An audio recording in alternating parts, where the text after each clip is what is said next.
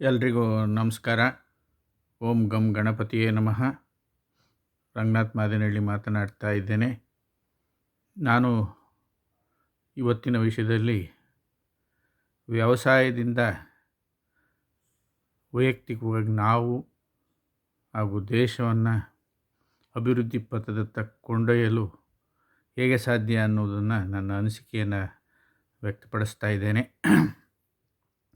ಮಾನ್ಯ ಬಂಧುಗಳೇ, ನಮಗೆಲ್ಲ ತಿಳಿದಿರುವಂತೆ ನಾವು ಯಾವುದೇ ಹುಟ್ಟಿದ ಮನುಷ್ಯ ಆಗಲಿ ಪ್ರಾಣಿ ಆಗಲಿ ನಮಗೆ ಆಹಾರ ಬೇಕೇ ಬೇಕು. ಯಾವುದೇ ಪದವಿ ಪಡೆದಿರಲಿ, ಯಾವುದೇ ಬಿಸ್ನೆಸ್ ಮಾಡ್ತಾ ಇರಲಿ, ಆಹಾರ ಅಂತೂ ಬೇಕೇ ಬೇಕು.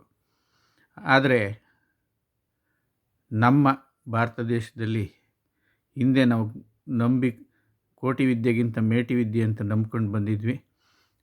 ಬದಲಾದ ಕಾಲಮಾನದಲ್ಲಿ ನಾವು ಅದನ್ನು ಬಿಟ್ಟು ಬೇರೆಡೆ ಆಕರ್ಷಣೆಗೆ ಒಳಗಾಗಿ ಪಟ್ಟಣವನ್ನು ಸೇರ್ತಾ ಇದ್ದೀವಿ, ವ್ಯವಸಾಯವನ್ನು ಕಡೆಗಣಿಸ್ತಾ ಇದ್ದೀವಿ. ಆದರೂ ಸಹಿತ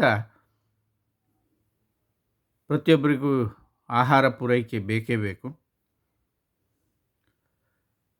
ಈಗ ಯಾವುದೇ ಸರ್ಕಾರಿ ಕೆಲಸ ಆಗಿರ್ಬೋದು, ಖಾಸಗಿ ಕೆಲಸ ಆಗಿರ್ಬೋದು, ಅನಿಶ್ಚಯತೆ ಎದ್ದು ಕಾಡ್ತಾ ಇದೆ.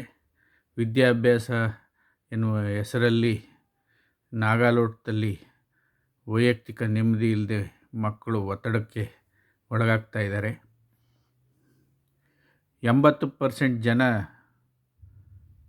ವ್ಯವಸಾಯವನ್ನೇ ನಂಬ್ಕೊಂಡಿರೋಂಥ ದೇಶದಲ್ಲಿ ಪ್ರತಿಯೊಬ್ಬರು ಸ್ಮಾರ್ಟ್ ಅಗ್ರಿಕಲ್ಚರ್ ಏನಂತೀವಿ ಅದನ್ನು ಕೈಗೊಂಡ್ರೆ ಖಂಡಿತ ಒಬ್ಬ